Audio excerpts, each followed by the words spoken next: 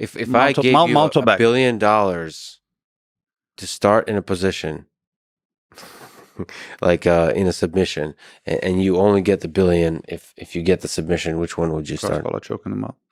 Cross-collar choking them. Not from the back. No. You have a better chance escaping from the back. Really? Yeah.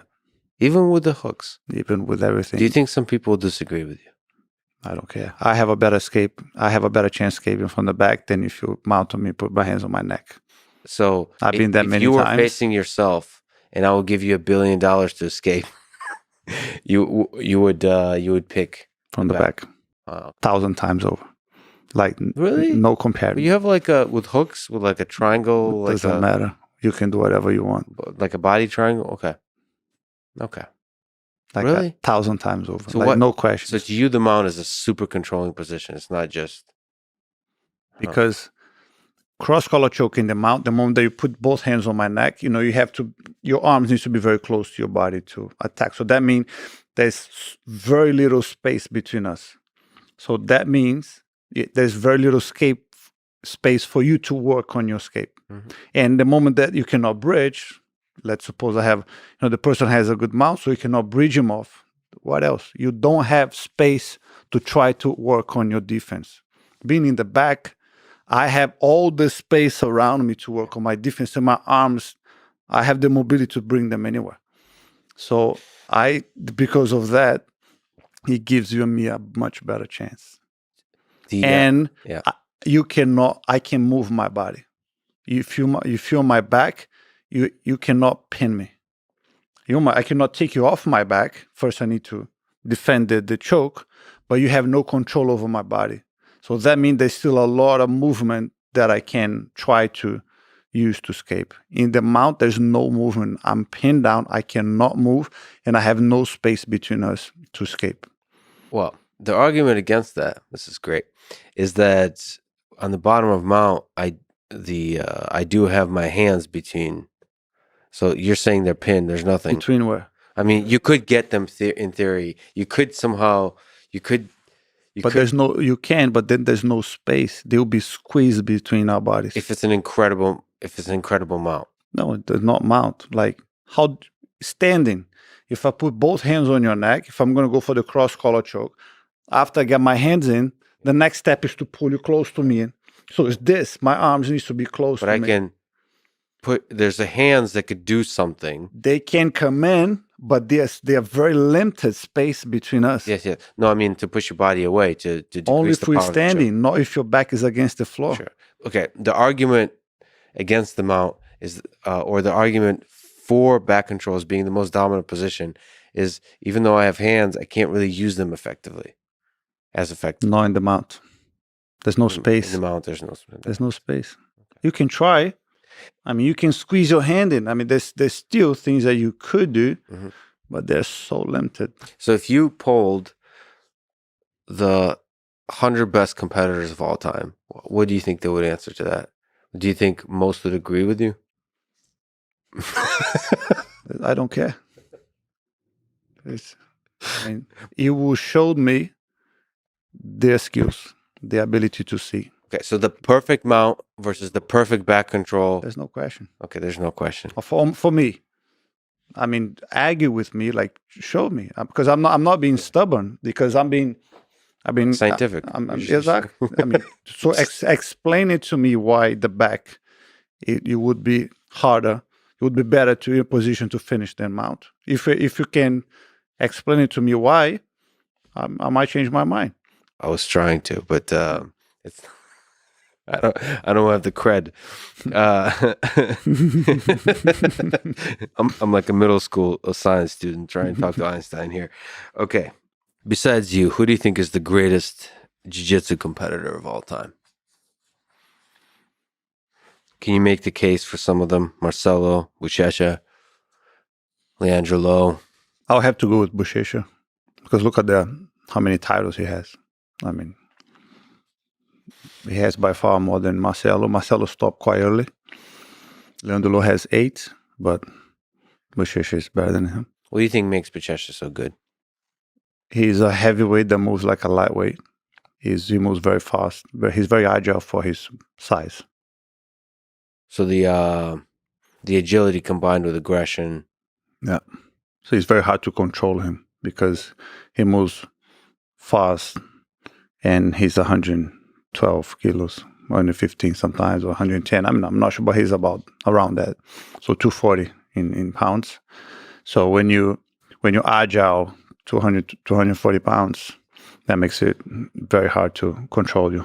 What about making the case for some others? What about the little guys? What about Marcelo? If you were to make the case for him being the strongest, what makes Marcelo good? Marcelo Garcia is extremely technical. I mean, I think he's one of my favorite jiu-jitsu fighters because in a technical way, I think he's probably one of the best. So raw technique in a bunch of different positions for submissions. He's not very powerful, physically he's not very strong, but he can make himself very strong, and his technique is very, very high level. Have you ever trained with him? No, I fought him twice. Yeah, and so, yeah. But he's much smaller than me. What happened in those matches? The first fight, I tapped him, I think, 5 minutes. In which submission? Choke from the back, collar choke from the back. And the second time, I beat him by points, but a very large. I think 12-2. Actually, just to continue, I wonder if John Donahoe would agree with you about mount and back. I can't wait to. This is a bear versus lion conversation, but I'm looking. There's statistics about. I'm not letting this go. There's statistics about. Oh, look at that, Hodger. What do you know? Looking at Hodger Gracie's statistics for most successful submissions, choke from the back is the most.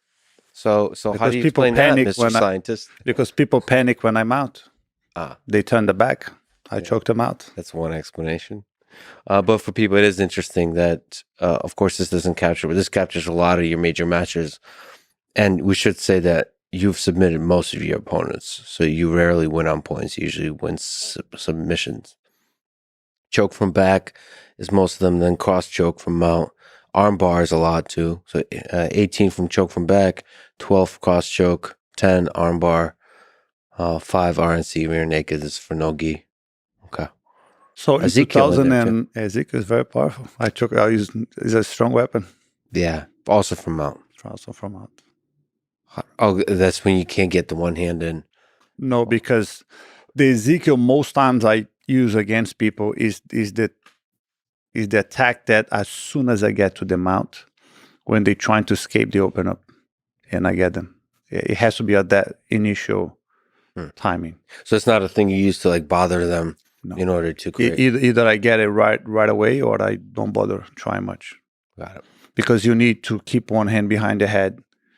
And you're naturally on that position as soon as you mount, most of the times. And the moment that you mount someone, no one accepts that they go mounted, they're going to explode to get out. So holding the head, it gives you a better way to dominate them initially, to deal with that explosiveness on the beginning.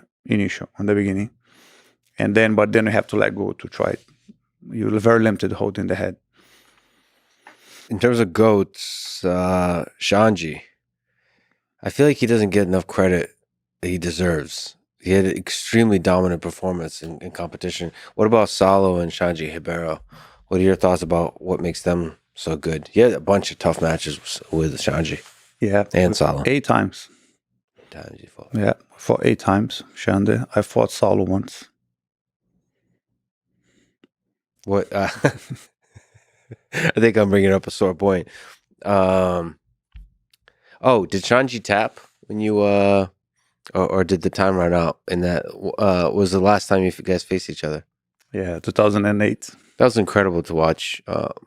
Also, I think you pulled guard with 1 minute left, working towards attacking. I mean, it's probably very tough to get anything. And for people who don't know, time ran out.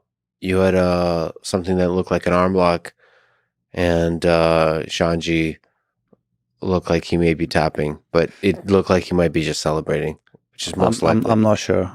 I'm not sure. I'm not sure because I think his arm just straight his arm time finish. Yeah.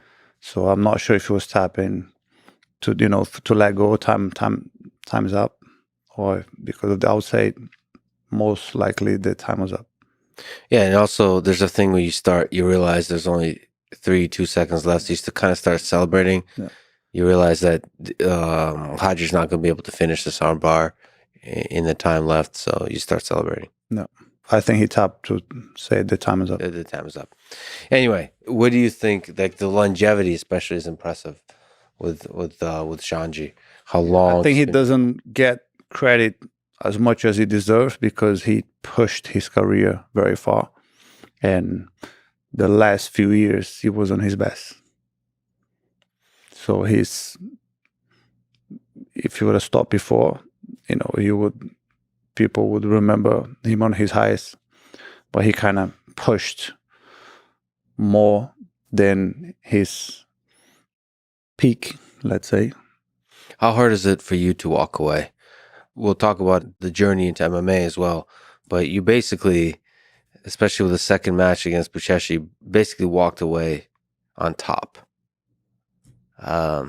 beating arguably the greatest competitor of all time, and just walking away.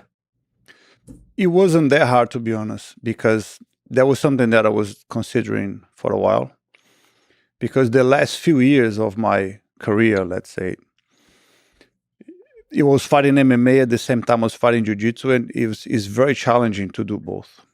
Like there's not another person who ever did that. Because the training is a confliction with what you train.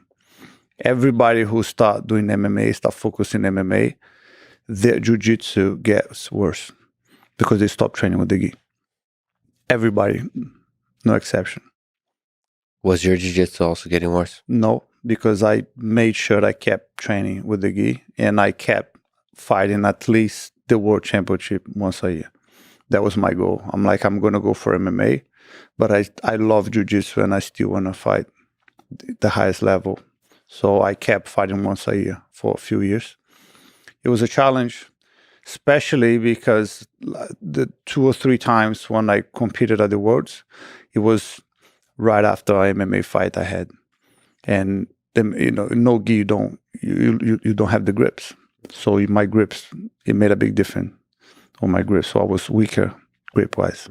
So I felt that. So I knew it was like it's a necessary risk because if I cannot be 100%, so why am I doing this? But I'm stubborn. I love Jiu-Jitsu. I love fighting Jiu-Jitsu. I never loved MMA. I've liked it, but I think if for Gracie, I wouldn't done it. So the thing you felt the most is the grips. Yeah. Could you win a gi world championship without gripping? No. Like just pretending it's no gi match, they get to grip you, but you don't. No. So grips are essential. Of course. I mean, how can you choke someone? Like if your grips are weak, your forearms will fatigue, and then you will have no power, and then you cannot do anything. Yeah. You could still arm lock, and you could. So I meant more not for the submission, but for the control of the game of it. Yeah, but you need to grip to get there. To get there. And if your grips are weak, but you also have grips in no gi. Can't you use those grips? No. This is a thought experiment. So I'm trying to understand how essential. Well, get a no gi guy, go fight with the gi. They panic. They panic? Of course.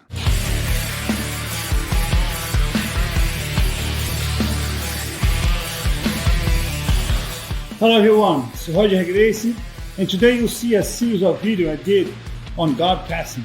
So I did a lot of different scenarios of different ways to open people's closed guard. I showed one of my favorites, a few others that I've been working on, and a few others that regardless of size, anyone can use. And I did try to focus on my pressure pass. There's some other variations of guard pass, but I try to focus on pressure pass, which I think is extremely important